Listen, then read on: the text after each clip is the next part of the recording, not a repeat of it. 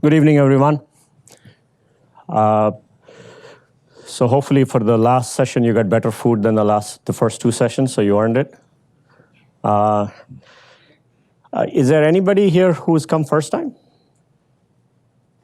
Oh, so you didn't attend the first two sessions. Okay. There will not be much of the repetition from the last few sessions, so what I would recommend is when you go home, please watch the videos of the first two sessions. So with that, welcome. So today we are going to talk about the part 3. So part 1, we talked a little bit about the whole area of product management, how to get the product right.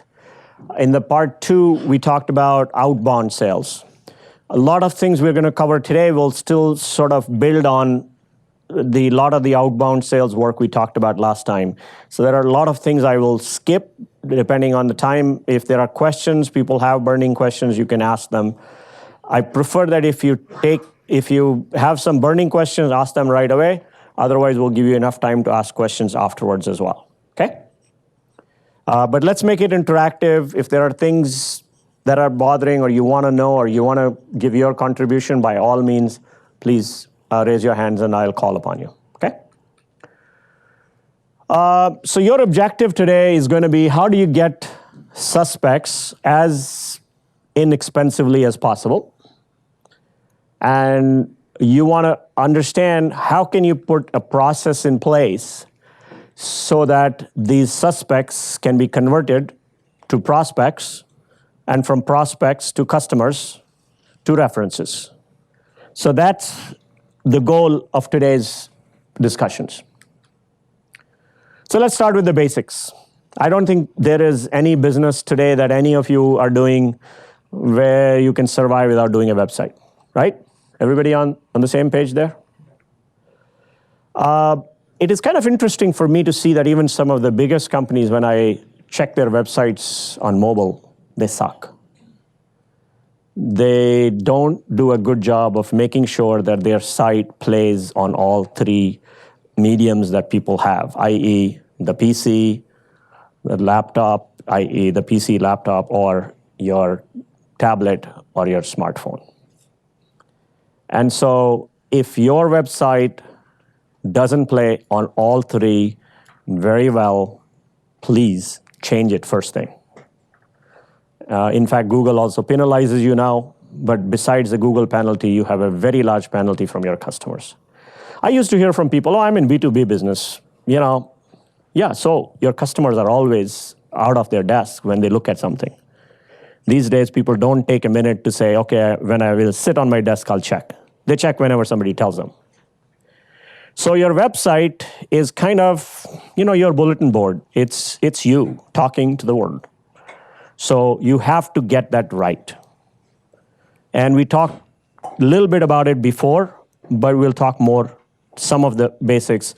This is not going to be a class about website, but I just want to make sure that you understand some basics and some basic mistakes that people do so you avoid them. On the right, you find that I'm talking about all these company profiles. So I'm asked this question, should I just do my website? Do I have to create a Twitter profile? Do I have to create a LinkedIn profile? Should I create a profile on Quora? Should I create a profile on any of these sites? And the answer I'll have for you is, first and foremost, you have to say, where are my users? Where are my customers? If your customers hang out on Facebook all day looking for something like you, not that they are doing their social stuff and you just want to interrupt their social stuff because that isn't going to be very good. But I think at the minimum, if you are in a B2B business, I would expect that you have at least filled out the LinkedIn page. Even if you didn't make it very pretty, but at least there is a LinkedIn page that says who you are. Same thing on Twitter. And so if you don't have that, it's not a huge cost, but I think it is something that people expect. When you go there, If I see a company name, I want to click on that name right there. I don't want to go and open up another link in some website. I want it to tell me what is it that you're doing. Because in this new generation, people have very little patience. We have too much information, too little time. So if you don't get in the first few seconds what I'm looking for, I'm gone. Okay? So I think that's something that I would say you should consider that. Same thing with YouTube. I mean, should I post something on YouTube? Should I not? And so on. And there are pluses and minuses of all of them, but I think in general, it hasn't hurt anybody. It only helps when you do have your content that you're posting also on YouTube.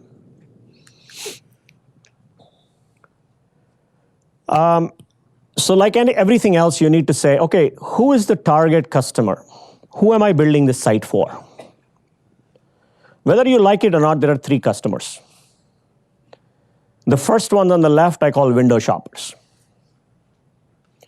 And I know when we had Vic here first time, Vic said, I don't care about the window shoppers. Maybe he's right. Maybe he's not. Why? Because I'm interested in window shoppers because some of those window shoppers are actually going to come inside my store and see what I do. So I want to make sure that even if the window shopper doesn't come in, the window shopper might tell his or her friend, hey, I saw this. Do you want to take a look at it? However, that does not mean that I'm going to change my message just for the window shopper. It just so happens that my message should also play to window shopper as opposed to being done for a window shopper. The second thing is, of course, you're going to do a message for your target market, which is what Vic talked about in his first thing, saying, hey, I don't care. I'm targeting on people like me, the role I used to play, and I know what they want. So I'm going to go play to them. But there is one other robot you have to play to. And it is called SEO / Google, Bing, Yahoo, all the search engines. Whether you like it or not, you got to play to that if you really want any traffic to come to you without paying.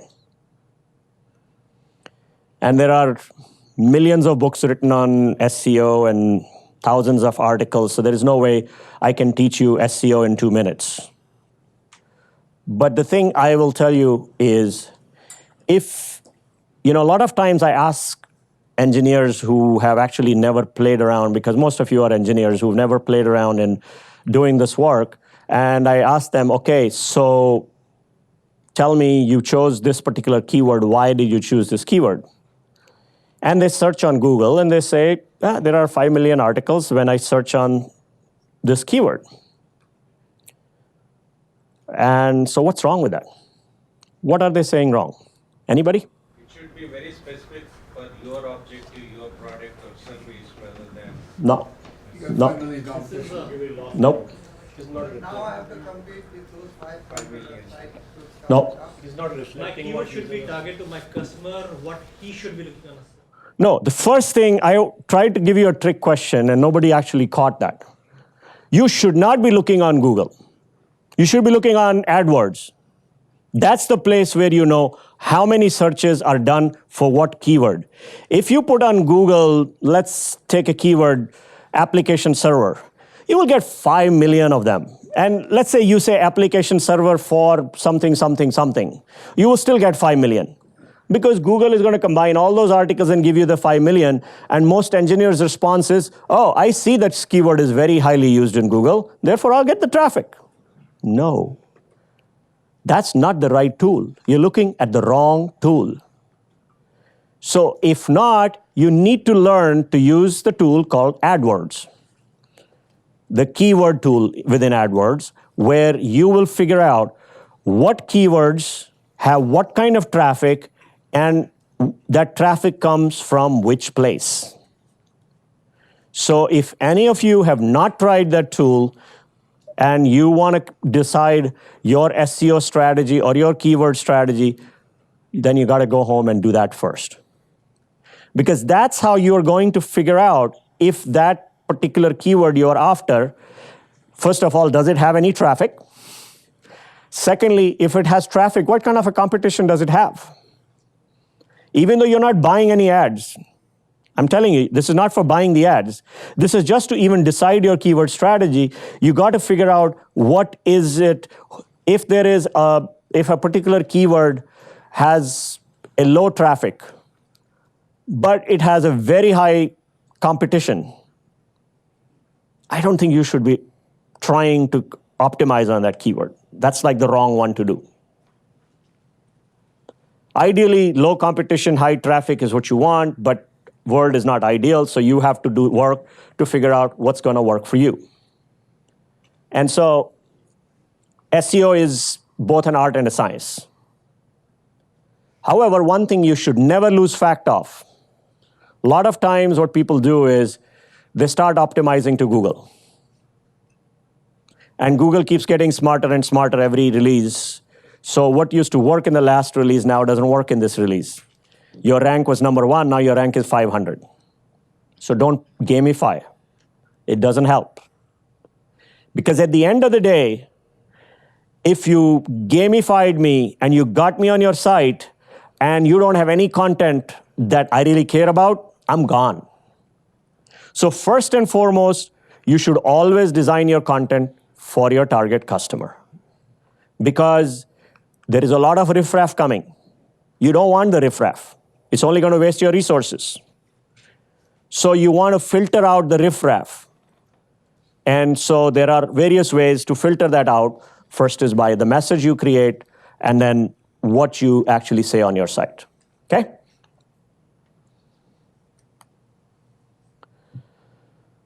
Website compatibility. Everybody in Silicon Valley thinks IE is dead, so they say, I don't need to test it.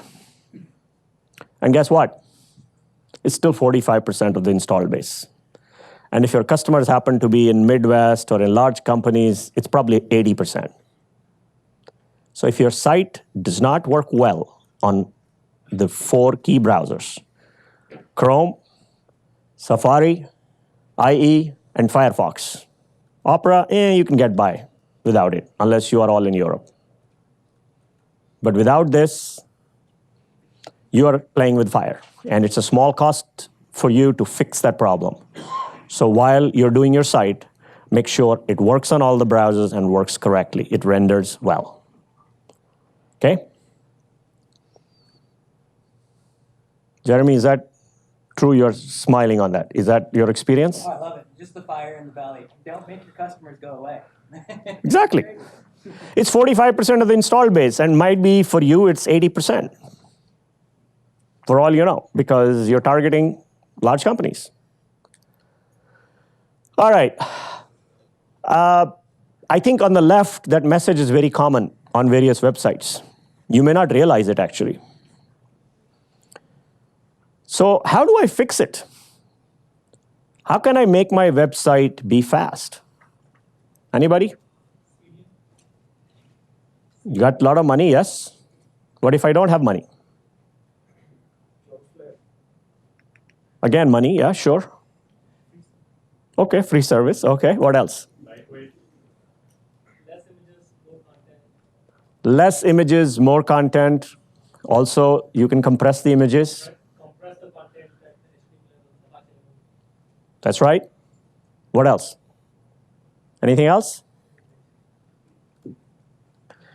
I think some of the CDNs, if there are WP engines and things like that, if you have a WordPress and other hosting sites, there are some CDNs which are now inexpensively available. You can get for $99 a month, pretty good services. So it's worthwhile looking at it. I'm hoping that none of you are hosting your own website like in the past, but if you are, stop doing it because you cannot do better than even a 2 megabit connection. I don't care how fast a connection you have at home. It's not a smart thing to do anymore. So host your site at a particular place where you can get some quality out of it. If website is your business, if that is what you depend on, it's worth investing in. Whether it's some CDN or some specific site, please do. Now, one of the things that I also find very interesting is most of the websites first time are developed by engineers. And engineers like to code. So they do it in HTML. The marketing guy comes in. He or she can't even touch the damn thing. Not usable anymore. So what happens? Every time there is a new content that has to be created, it goes back to the engineer again. You take away your so much useful development time in a crap exercise that the marketing person should be doing. So how do you fix it? Anybody? Get somebody on the marketing angle first to do the UI and the front book, and then the back end is done by them. No, what else? Use a standard CMS.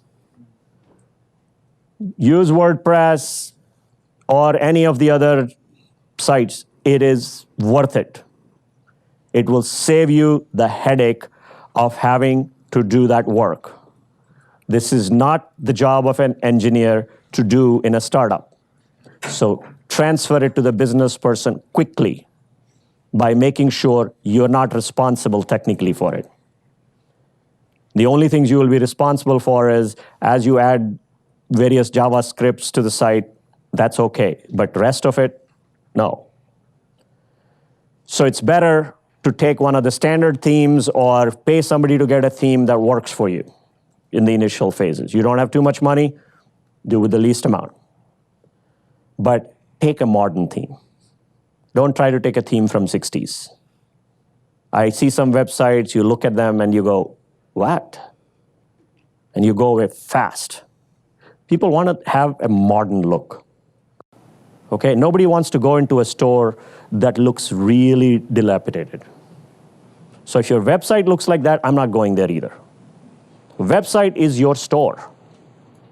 So make sure your store is clean, your store is beautiful, so that people want to come in. Okay? That's very important. I think one of the tests that I do for the websites, which is if I think that a lot of my customers are going to see my website on their smartphone, I don't test it on a Wi-Fi.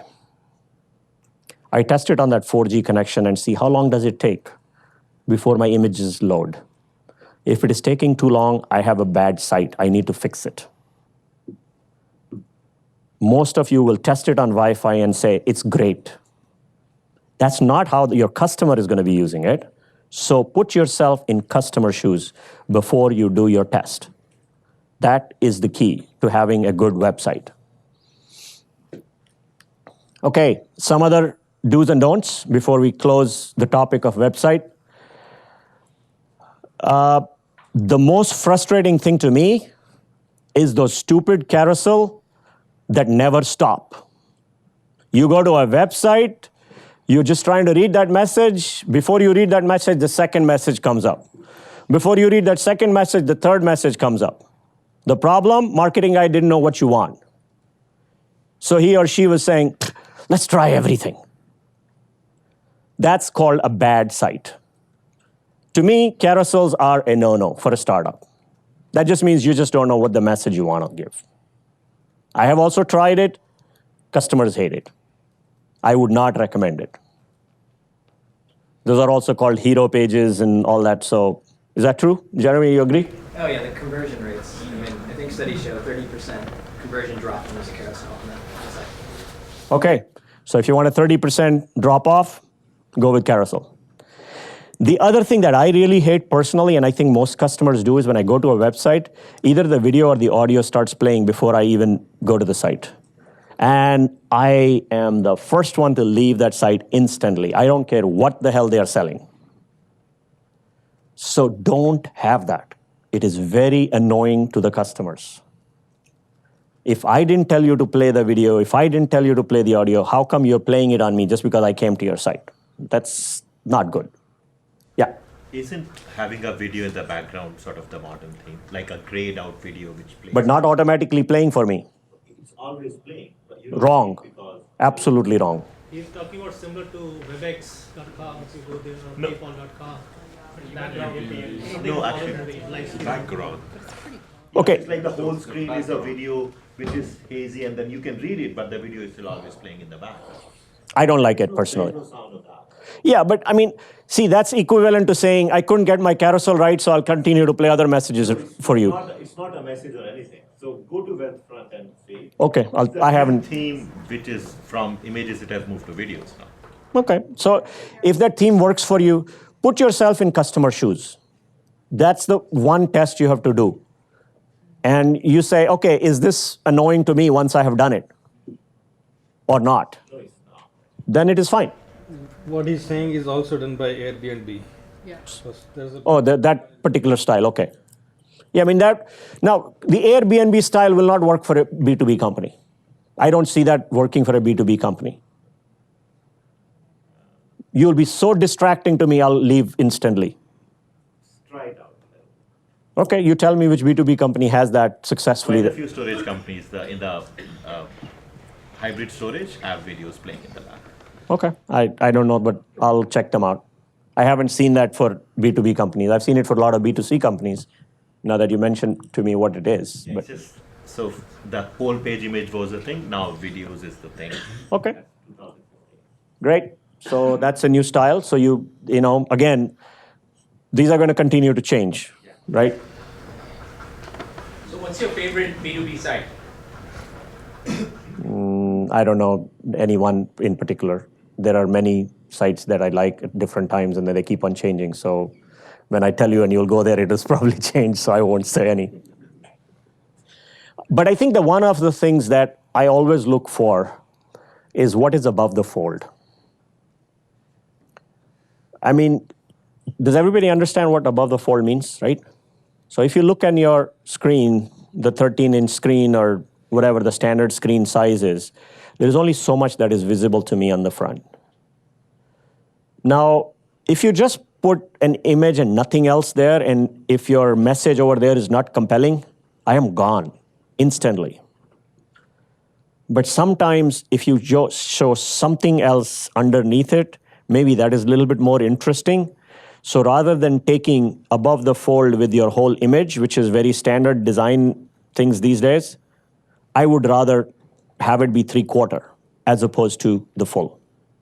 That's my personal opinion. Designers will disagree, but problem is designers are designing to what looks good in design. They're not looking at what customers really get the value from all the time. There are a lot of website designs these days which look so cute, but they are totally useless in terms of giving me the information that I need as a customer. So I don't really care about those sites which are going to win me a design award. I really care about when my customer comes in, he or she is able to get the message that I was trying to give. And can I engage them? Would they stay on my site and look at something else that I am trying to provide? If they went away right after my beautiful picture and videos that I put up, I have failed in my mission. So that's what you need to think about. The one on the left, you'll be surprised at how many sites have spelling mistakes. And you'll be surprised at how many sites have Indian English. I'm serious. I can read so many websites and I read them and I go, oh my God, this is written in India. Even though the site is of a company here in the US, they actually contracted with somebody to even do the content. Don't do that mistake. Please don't. That's a no-no. And then the last one, which could be your value add, or you could screw it up completely, called a 404. Does everybody know what a 404 is? Right? So when you do a website, there's a 404 message that comes up. Either you can have a very standard message, or you can make that as cute as you want. And some people have actually made it very, very interesting. It becomes so interesting that people actually don't focus on that you couldn't find that page, but instead they stay.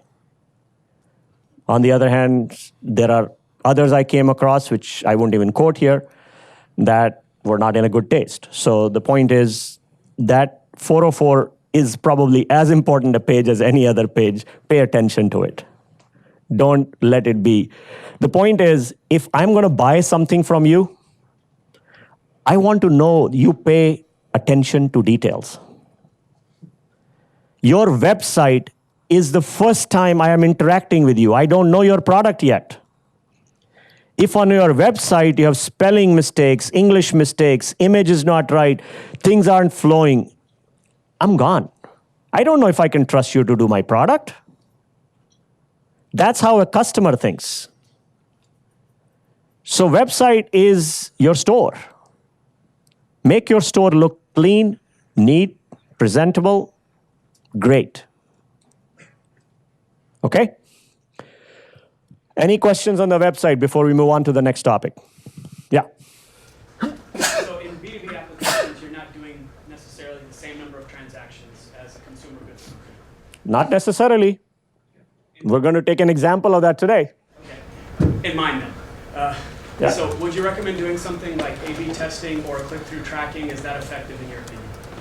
I would always do an A/B testing. If I could do an AZ testing, I would do that too, but that's very expensive. Okay, but I think A/B testing is probably a good idea. However, a lot of times what I find is if your traffic is only 100 incoming, page views, and you put an A/B testing, you're going to get no good results. A/B testing is only valuable after you have some traffic. You can spend the money on Optimizely and hope for the best. It is going to tell you it doesn't have the data yet, it doesn't have the data yet, and by this time you've spent 3 months of money on them, okay? So you have to know when to turn that on. However, the best A/B testing you can do is take your 5 or 10 customers or non-customers to sit with them to see what they think of the site. That sometimes is more powerful in the early phases than to do a mass scale A/B testing, okay? All right, we're back to the sales process. If you remember from last time we talked about the outbound side, i.e., you're making the call, you're figuring it out who that is, you're making the initial contact, whether on social media or whether on whatever medium you are doing that. Today, what we're going to talk about is how do you create an inbound traffic? And the reason I have this is it's almost like you're standing on the middle of internet road and you're yelling at the top of your lungs, and somebody is going to listen. And how do you make sure that your yelling is better organized and that only people you care about to listen to your message are the ones who really listen to you and you have the right message? So that's what we will talk about. What are the different ways that you can get more suspects to visit your website? Because that's really what your goal is. Your goal is first to get them to the website. That's the goal number one. Once they are on the website, your next goal is how do I convert them into making them into my prospects? So let's first talk about how do I get more suspects? Okay? So here is a long list of things, and by no means all inclusive. And I'm going to talk about each of them in a few minutes.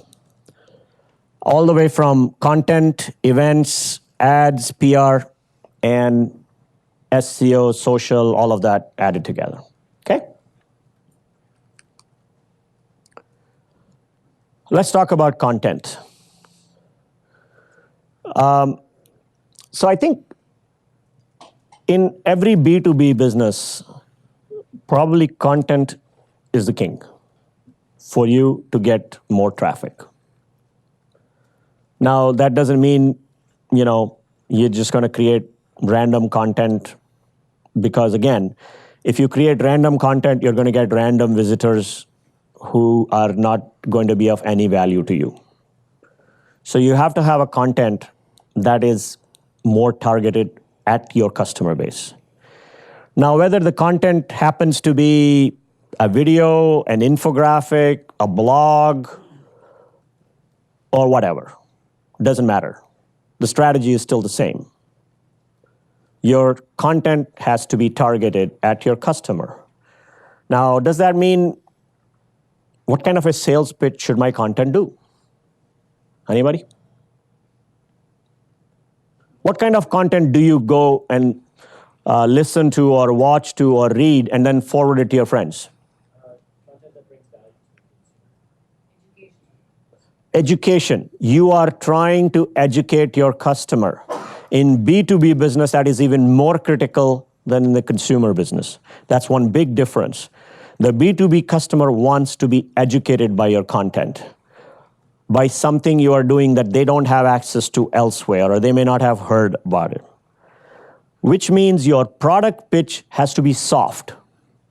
If you do a product pitch in your content which looks like a pure product pitch, nobody is going to stay there. So I'll give you an example. So we did 2 white papers.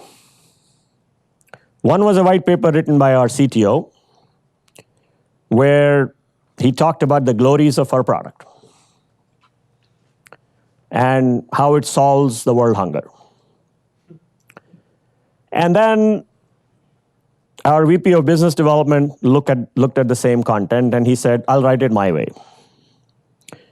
So he basically created a thing which says, you're going to do this, so what should your criteria be in selecting something like this? Here are 10 things important to me. And item number 1, why is that important? What you should look for. Item number 2, 3, 4. And then at the end, he put in a matrix to say, here is the criteria, here is how we fare. Now go ask all your other vendors, how do they fare? Which content do you think got better billing? The latter. Because you educated the customer, but at the same time you did a sales pitch in a slimy way, but you didn't offend them. In the first one, you really offended them. In a way, you're offending the intelligence of the customer, and nobody likes that.